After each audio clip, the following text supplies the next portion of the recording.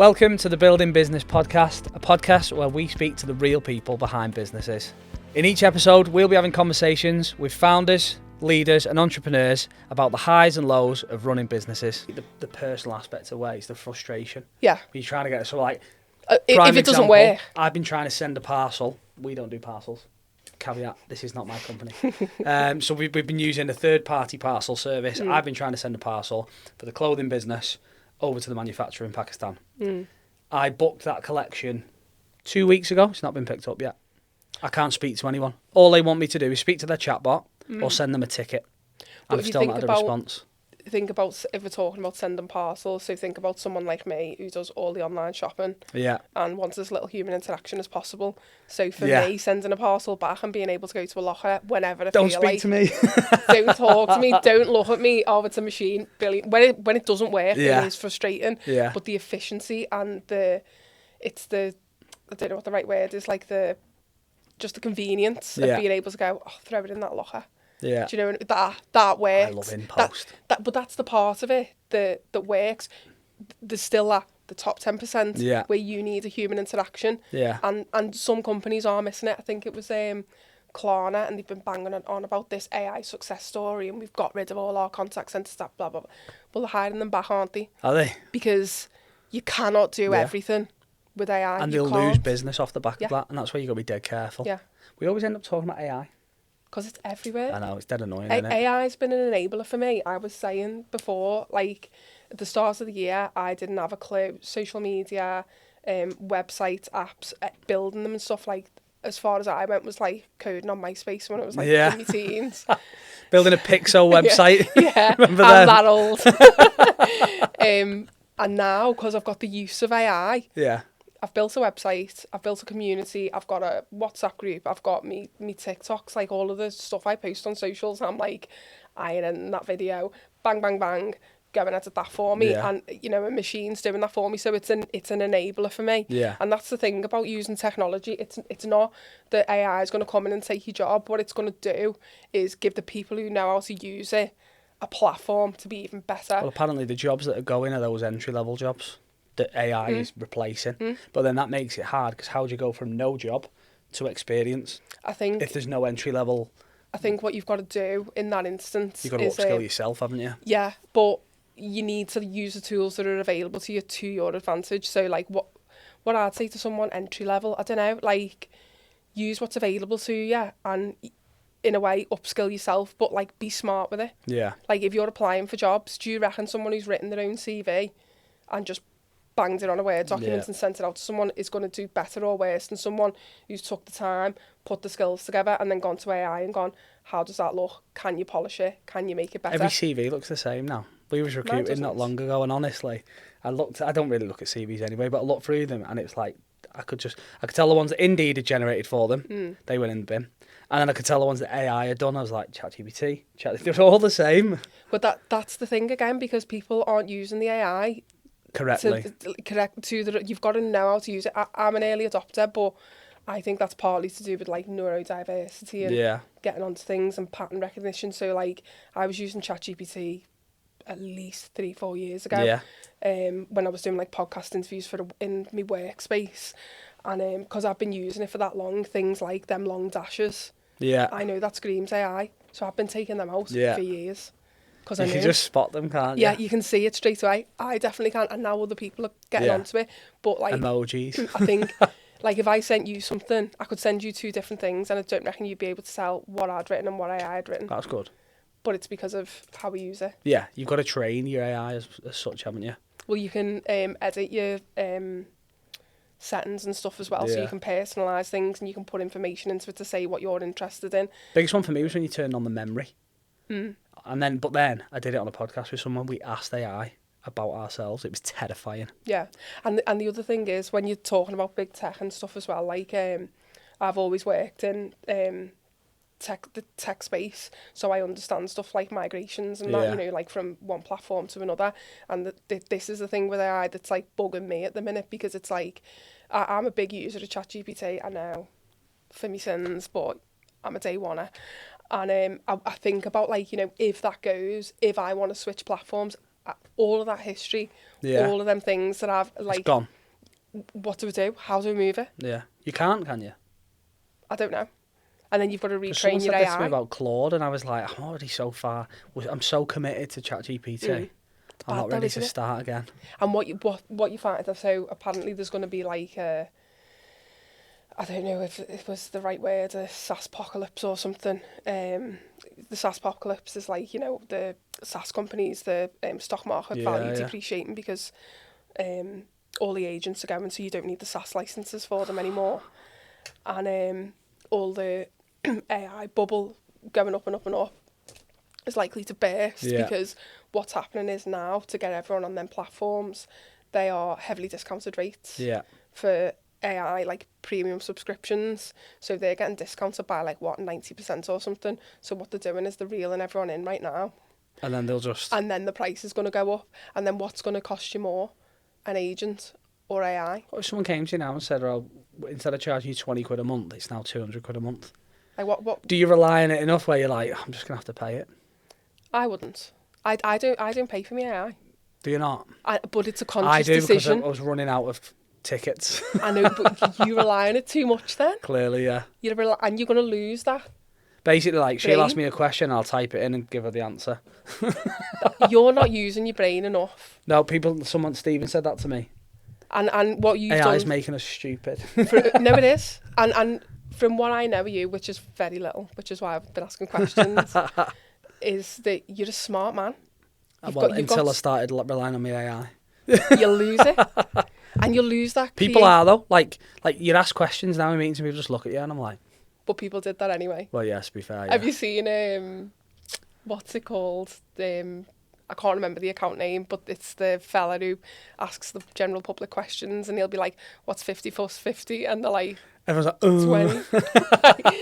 What's the capital of the UK? And they're like, Paris. Oh my word. I think they're paid actors. I'm like, no one is that thick. They've got to be on it. But they are. They're thick. But speaking of, because you said before, what would you say to someone just starting out? And I think that's it. Like, I've just said to you that using AI too much, you'll lose your creativity. Yeah.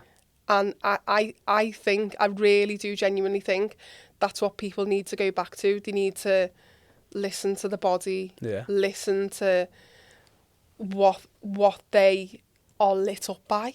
I don't think it's just AI. I think it's technology in general. Like, look at kids now. So my lad's 14. And, like, there is his whole... an iPad has always been a part of his life. Do you know what I mean? Whereas, like, I didn't have one till I was, like... I mean, I don't think I had a phone till I was about 13. Yeah. But, like, they're brought up with it now. They don't know any different. And how, like... It's like the doom scrolling in it. Like, that's all kids do. Yeah, but we do it as well. Exactly. So how can you tell them to stop when you're doing it as well? I need to stop. That means you need But they've never known anything different. So, you know, go further another generation. There won't be people there telling them to stop. I think I'm quite lucky in the way, because you've just said you've got a 14-year-old when my little girl's 4. Yeah. And I was already conscious of this. Yeah. So, like, she doesn't have an iPad. She only uses, like, my devices. Yeah. So we have an iPad in the house and that's, like, her wind down. She'll watch cartoons or whatever on YouTube. But, like, I make a conscious effort for her to, like, get out in nature, draw, be creative. I think it'll go full circle, though. I think people will get so tired and fed up and it'll come out the other way. We've said it in the past about, like, sales. Like, now, no one goes knocking on doors selling. I think that'll come back because people want that human connection, that human interaction. Well, I was just about to say, because I've worked in sales or some version of it, because I'm in my job, I'm a customer success manager, and I've done it for years, and I am telling you now, people buy from people, and that is it. There's so many businesses out there who are doing what every business that I've worked for does.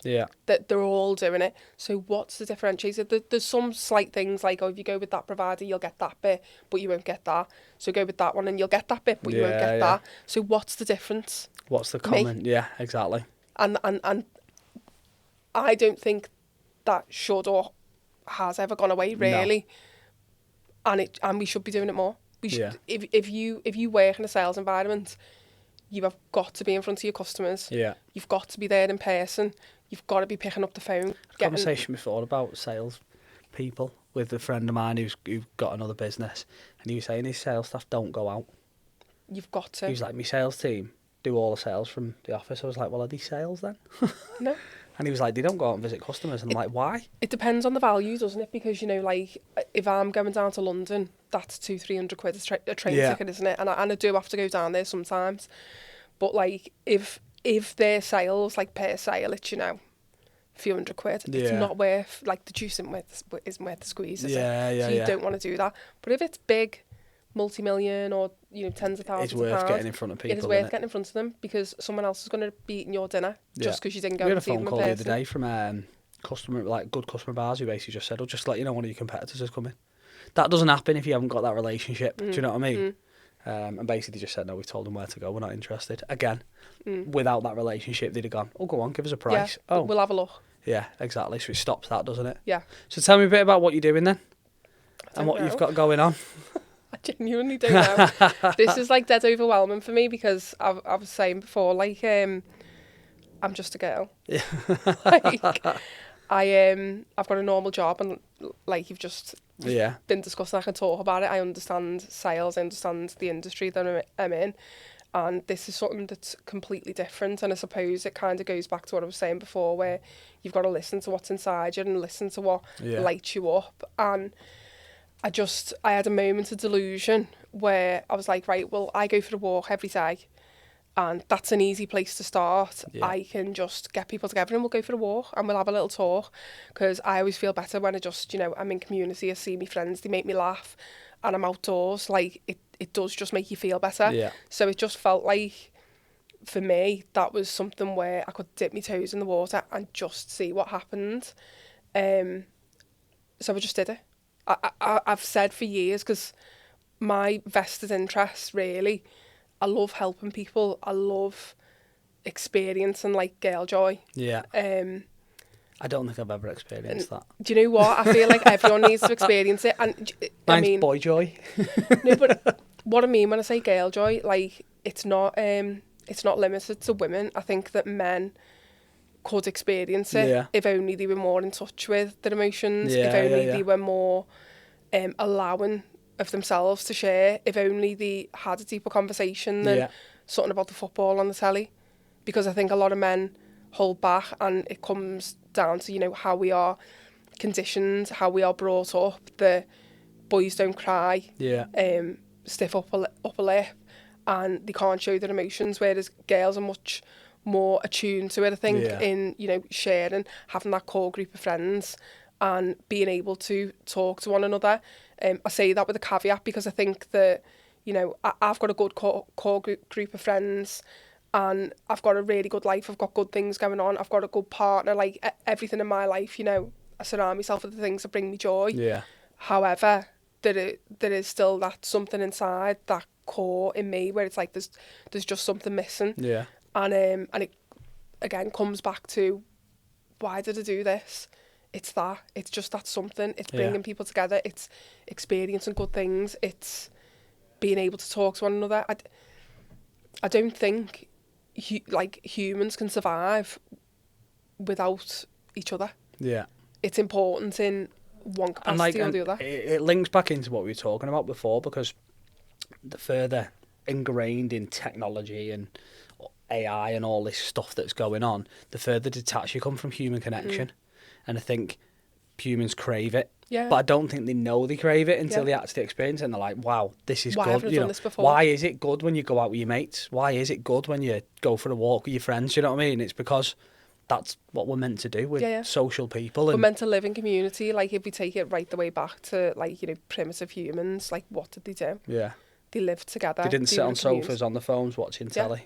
Like, separated from the entire world. Yeah, yeah. Like, and think about, you know, they keep saying, like, mental health in teenagers is, like, the worst it's ever been. And, like, people are suffering more now with anxiety than there ever has been. And, like, why do you think that is? Yeah. We've been fooled into thinking that, you know, those four walls that you call your home, you and your partner and your kid, are like, that's it. You're meant to live like that. Whereas our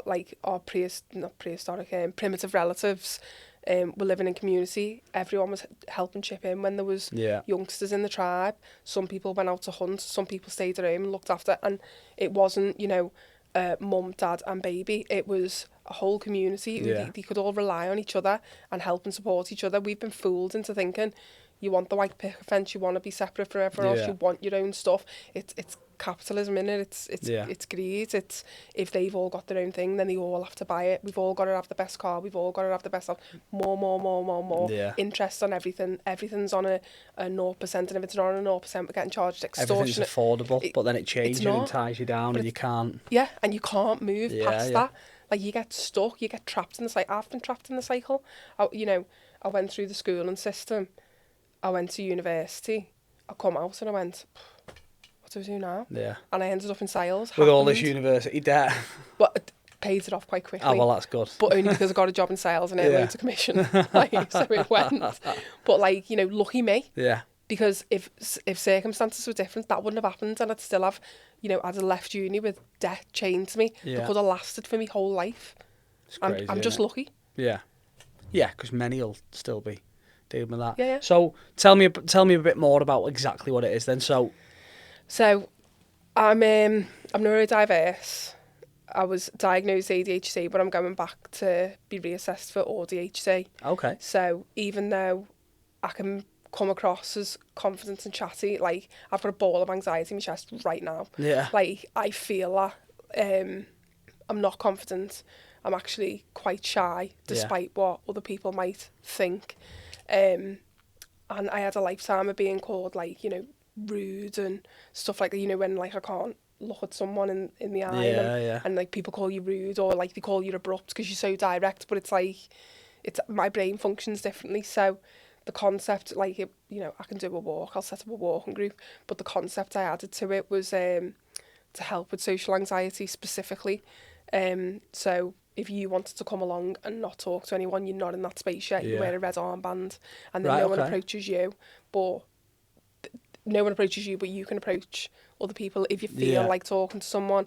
Then in the middle ground of people like myself, who I'm quite happy to put myself out there, and I will go to things and I will attend things, but again, coming across like I'm rude when I'm not. I'm just shy before I've got going. So that would be a yellow armband. And then if there was people who wanted to come and their specific interest was, I want to go and socialise and make friends, then they wear a green armband, and then people know they're open to connection, they're chatty, I can go to them and they're going to talk to me. Yeah. So that was the concept that I added to it. Lost me train of thought. I suppose that facilitates kind of the social awkwardness as well, doesn't it? That was it, because like I said, I feel like when I talk, people wouldn't believe me that I'm dead awkward, but I really am. Even now, when I'm trying to think, all I'm thinking is, God, they must think I'm thick because I've run out of things. Do you know what I mean? I have these a racing mind, and I'm constantly anticipating or thinking what someone else might be thinking, and it makes me worse. And I go into myself, and I suppose I'm thinking about other people as well in that situation who maybe I'm a gobby cow. I think you can tell, can't you? Even though I feel those feelings, what I have got is courage to go and do things anyway. And I think you have to put yourself outside of your comfort zone as well, don't you? But not everyone will. No. But I suppose what you've created there allows people to. If you want to wear that colour today, that's fine. But if next week you want to wear a different colour. And we all have ups and downs.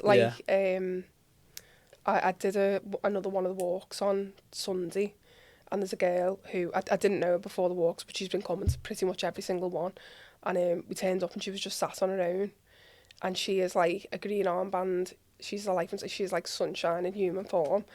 And I just looked at her face, and she just looked dead sad. Yeah. And she was just having an off day. She was a bit hungover. She had a rough week. Yeah. And she just, I'm going to wear a yellow armband today. And I just give her a hug. She's crying. She's upset. But it's making it okay to be that, but it was fine. You don't have to be approachable Miss Sunshine today. Yeah. Every other walk we've been on, you've been that one leading people, comforting new people. You've been that ray of light. You don't have to do it today. Yeah. You don't have to do it today. And I suppose that's the point. And how often do you do your walks? So we started off, I was doing a couple of months, And now I'm up to 4 scheduled for this month. So we've done 2 already, and I've got another one tonight. Yeah. And what is it like, long distance, short distance? I normally try and keep it sort of 2 to 3k. Yeah. Because it's not necessarily about the exercise elements, because what I try and do is make it as inclusive as possible for people to be able to come along, you know. Because I suppose part of my target audience might be women who've just had kids and lost a bit of the confidence. Yeah. So we need to think about, can you bring a pram? Little things like that. Or there might be people who don't get outside at all. So if it was like a hike, they're going to be intimidated thinking I can't do that. So I try and keep it sort of 2 to 3k, and I'll have like a simple loop of wherever we're going.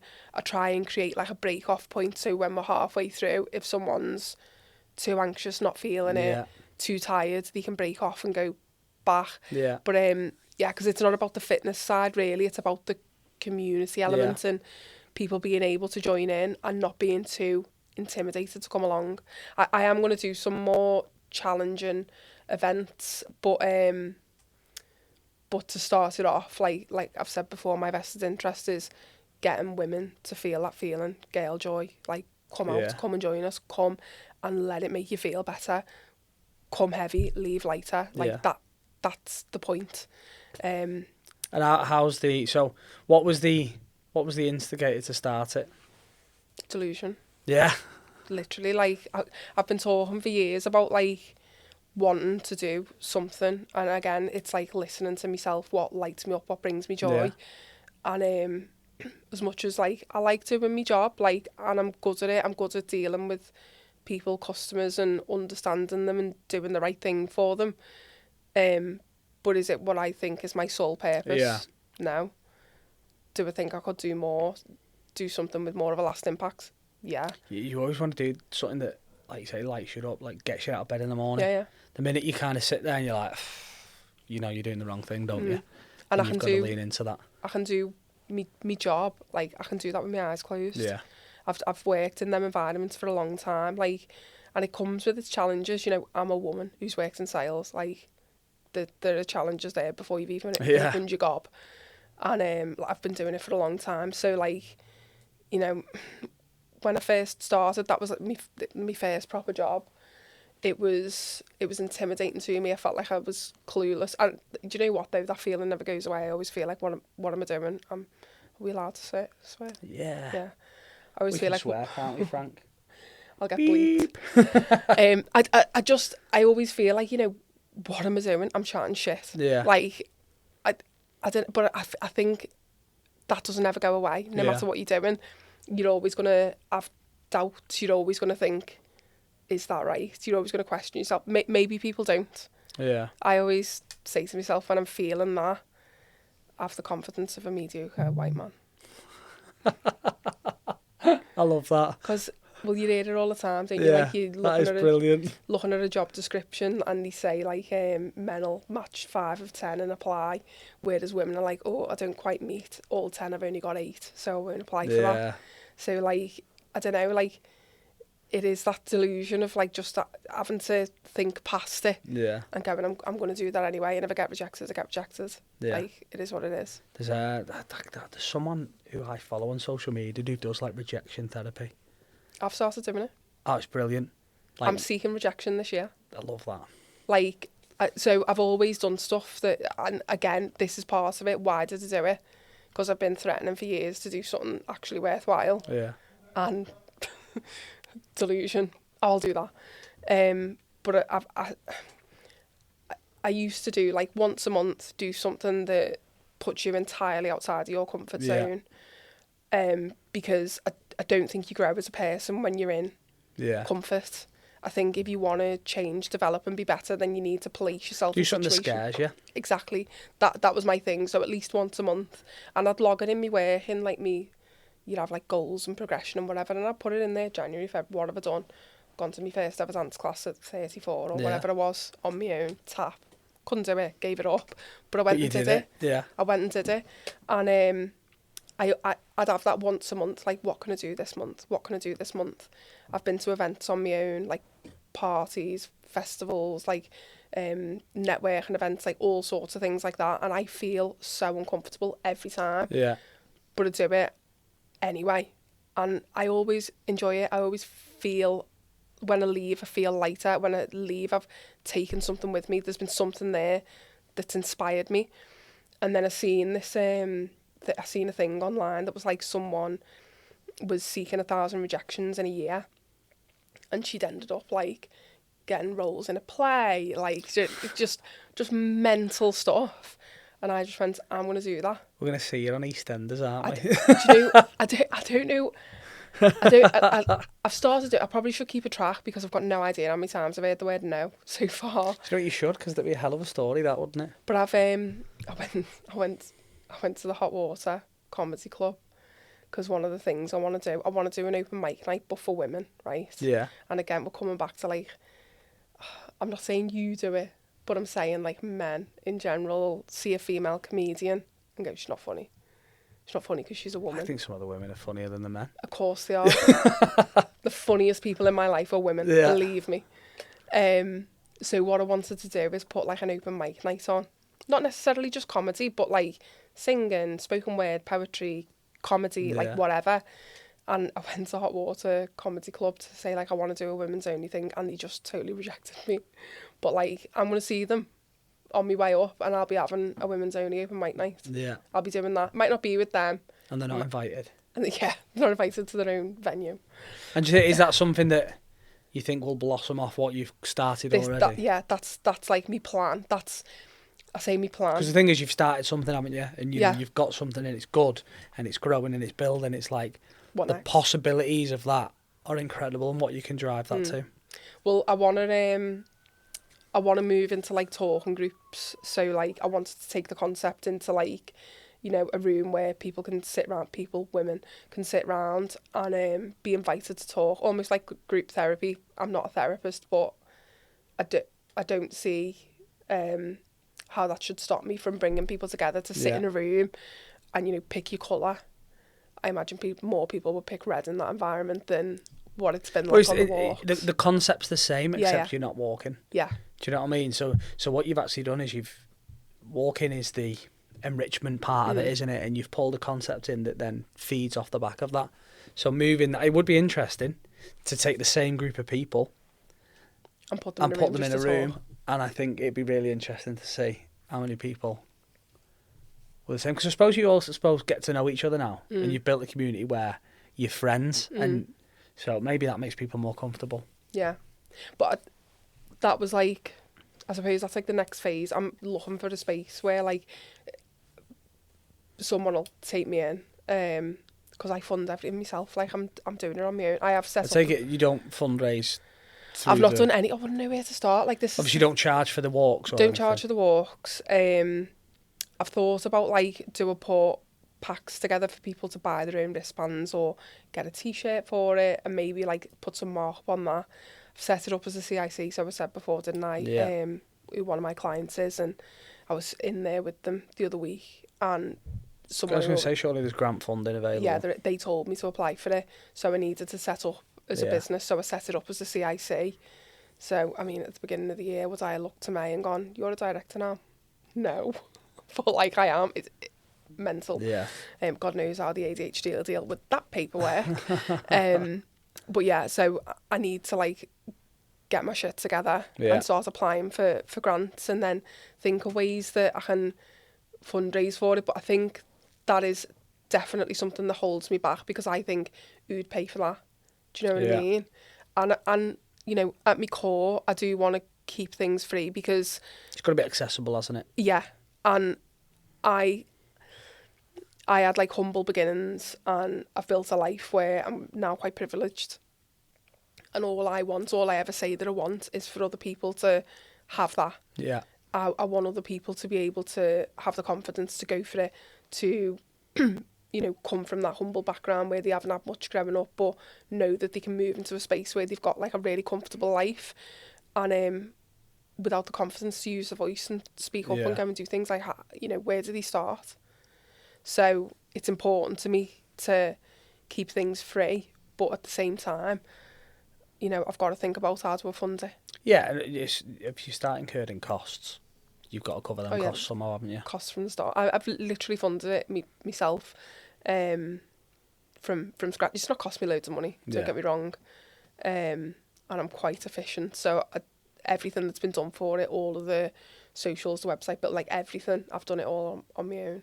That's mega. That I've in your spare time as well. Yeah, which is really good with a young child. Yeah. Where do you find the time? People keep saying that to me. I don't know. That's brilliant. I really don't know. I think because I'm passionate about it, I work fast. Like, you do find that though, like it doesn't feel like work. If it's something you're passionate about, it's not work, is it? And it really genuinely doesn't take up loads of my time. Yeah. Like it genuinely doesn't. So like I'll go and I've got all the stuff for my little walks. So all I do is turn up on the day with me stuff, and I'm going to go for a walk that day anyway. Sometimes my little girl comes along, sometimes she doesn't. But it's a nice thing for us to do together. And then like all the social media stuff, like I said, editing the website, running the socials, I literally just go, technology, do that for me, and then it's bang, bang, bang.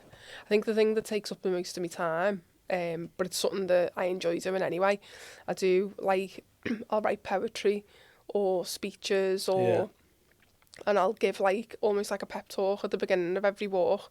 I think that's probably another like differentiator, because I'll talk to the group at the beginning, and then like I'll be on the walk and I'll have read a poem or something that I've just made up, and someone will come over to me going, that really resonated with me, that like I really felt that, and that's probably what takes up the most time. But I only do it when I'm inspired. Yeah. When something comes to me. You're not just doing it for the sake of doing it. No. Yeah. It's so, like I've made a little poem for the one just gone on Sunday, and I was talking about like a childhood memory, like a core memory that stuck with me, which is true, and it was just about feeding the ducks. So like we were going around Sefton Park, and I got a bag of duck food, and wrote this poem about feeding the ducks and core memories, and how it's the little things that stick with you, and it doesn't have to cost a lot of money, but those feelings of like you can't remember what you had for Christmas the 2 years either side of that, but you remember that. I remember going to see the peacocks at the old derelict farm, and I remember going to feed the ducks, and it cost nothing. So like I was talking about that, and how coming together and doing things in nature, and it doesn't need to cost money. Those are the things that are going to stick, and when you're bringing your kids to stuff like that, like they're the things that they'll remember, and it makes you feel good. And then gave everyone handfuls of duck food, and we fed the ducks. Park, So is it all? Do you tend to do a lot of your walks in and around that area then? So where I live is in Hale Bank, so I do my base for a walk the dogs there every day is in Pickering's pasture. So I'll do like a couple of walks there every month. But then I just go to different places. So I'm from South Liverpool. Hale Bank's just outside, so like I just look for places in the area, like, I kind of know that one, I can figure a route out. And then sometimes if I'm not entirely sure, I'll go there beforehand, and I'll prep it and figure out and go, that way or not, do you know what I mean? And I'll drop like... Nothing worse than getting lost on the day. Like, I've got like I've already got like an idea, or I've started, because I was in the paper the other week, people have been messaging me off the back of it, and I've now got other places where I can go, and these other people know where they're going, so they're telling me the routes, and I'm like, sound. Yeah. So they're Brilliant, like off you go. doing the work for me, and I've got like I struggle with this because of ADHD and organisation, but I'll know in my head where everything's going to be over the next 2 months. But I probably need to get a bit more organised in publishing things a little bit more in advance and giving people notice, because I think not everyone's like me. I'm a bit chaotic. Whereas I can go, I know all that's in my head and I know what's coming up, but some people need to see it, plan it. Yeah. So I need to get better at that. But I'm a one-woman show. So walking was always your coping mechanism, if you like, your thing. When you made the decision to start doing it, what was that first one like? How did you like? I nearly cried. How did you get people to come along? Was it just mates and stuff, or? A few mates. And my mum goes to them, and strangers as well. Yeah. Just like, because I just published stuff online. At first, I never even had a Facebook page. I was posting it on my Facebook. I just started putting things online, putting it out there, and people just came. And like... How many turned up to the first walk? Oh, there was at least 20. Bloody hell. I know. That's brilliant. That was, so that one, and I did one on Good Friday. They were probably the most popular ones. There was loads of Good Friday. We went round giving cream eggs out to strangers. I gave everyone 2 cream eggs, and I was like, if someone gave me a cream egg in the street. The smiles. I wish I'd have got more like footage of it, because like I'm so bad at, I do not do social media. I've got no interest in being an influencer or anything like that. So I'm a bit crap at like capturing them moments. But yeah, I bought just like a box of them. I gave everyone 2, and I was like, look, there's a caveat. You've got to go and give it to a stranger, go and spread some joy. And everyone did it. There was people, and this is, like I said, it was quite early on. First one was on the 8th of March. This was on the 3rd of April. Yeah. And there was people there, and I could see them shitting themselves because they had to go over to someone and give them a cream egg. Like, it's mad. Wouldn't you be made up if someone gave you one of them in the street? And do you know the maddest thing? People would like turn you down for a cream egg. That just sums up the society that, oh no thanks. That's what people were like. Don't know what's in that. And then do you know egg. do you know the ones my approach? I'd just go over to people and go, excuse me, do you like chocolate? And then they go, yeah. And I go, well, would you like a cream egg? And then like the smile would spread, and it'd be like, really? That's kind, yeah. Like, seeing the videos of like people giving flowers out to people in the streets and stuff. I don't know how I feel about them. I feel like it's performative. Yeah, some of the that's what I was trying to avoid. Staged, can't you? Yeah, and I did. That's what. It's hard, yeah, because you want to get the content, but like this is why I didn't get loads of content off it, because it's not about that. You want it to be authentic. Like my key objective is to make women feel better, give them community, and spread some joy. Yeah. And like, it's difficult for me to like translate that and get it onto the social platforms, especially when I'm doing everything myself. Jay is the only man who's allowed. Is it? He doesn't attend. He doesn't come to all of them, but because like a lot of them are like my friends now and they know him. Yeah.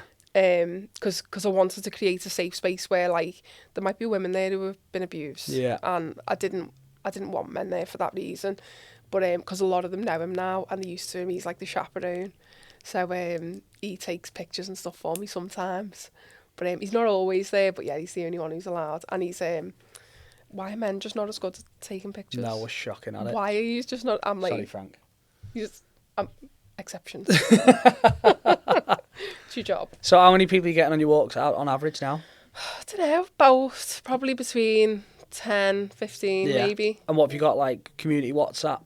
Yeah, there's about 30, 40 in the... And people will just drop in and out if they can make it, if they can't? Yeah. Brilliant. So we see like, there's regular faces, but the drop in and out, so you'll get like a different group every time, and then every week there'll be like there's someone new there, a couple of new people here, and then they drop off and then they come back. So yeah, it's been mixed. I've never had 2 groups the same. And what's the goal? What's the ambition? For the what's the dream? For me or for the community? Both. So for me, I want to be able to do this kind of thing for a living. Yeah. Don't know. The fact that I can't even fundraise for it, like I need to get a grip. Like, go and sort yourself out. How do you expect to live off it? Like when you haven't even got the bottle to ask people for money in the first place. So for me, yeah, because that's a personal goal where I want to be doing something that really fulfills me and really makes a difference for people. What you're doing is so important to a lot of women, to all women. Do you know what I mean? And everyone will resonate with what you're doing and the messaging and the story and the purpose. So I've got no doubt that you'll get all kinds of backing and support. Do you know what I think it is? It's authentic. Yeah. I'm not trying to be anything. I'm just like, I've just done that. So like, what else can I do? Yeah. And like, when I've talked to, sometimes I chat to Jai, and sometimes when I'm talking about things, I like feel it in my chest that I'm like, I'm meant to do that. Yeah. I'll end up getting emotional if I like talk like that anymore. But there's something just in me that like, I just want to help women. I just want women to have the same opportunities that I've got. And you know, I'm not confident. I am shy, but like, what I will give myself is I'm brave. Yeah, yeah. And you know what? If more women were brave, tell me now. Yeah. And I think it's working in sales because like I've had so many no's in my life. Until you say no, you're still not even going to accept that no, are you? and I'll say that to people until you tell me no. I'm going to keep asking you. Yeah. Like no matter how uncomfortable it makes me feel, it can make you feel uncomfortable, but tell me now. And if you don't tell me now, I'll ask you again. Love that. Like, but like I said, like there's no backing with that. There's no confidence. It's just that like I've got the delusion to do it. Yeah. That's mega. That's brilliant. Well, I can put you in touch there, absolutely. And you never know, that could be the start of something over this side as well. If we collaborate with them people. If people want to find you and follow you and see what you're doing, where do they need to go? I've got a Facebook page which is called Signal Walks. Signal Walks. I've got the Instagram is called Signal Walks, and if you search either the Signal Life or Signal Walks on TikTok, I'll come up there. I've also got a website which is www.thesignallife.org, and that's updated fairly regularly. Love it. We'll make sure we share all them links as well. But no, good. Absolutely amazing. Thanks for listening to the Building Business Podcast. If you enjoyed the episode, please subscribe and share it with someone else who you think might enjoy it too.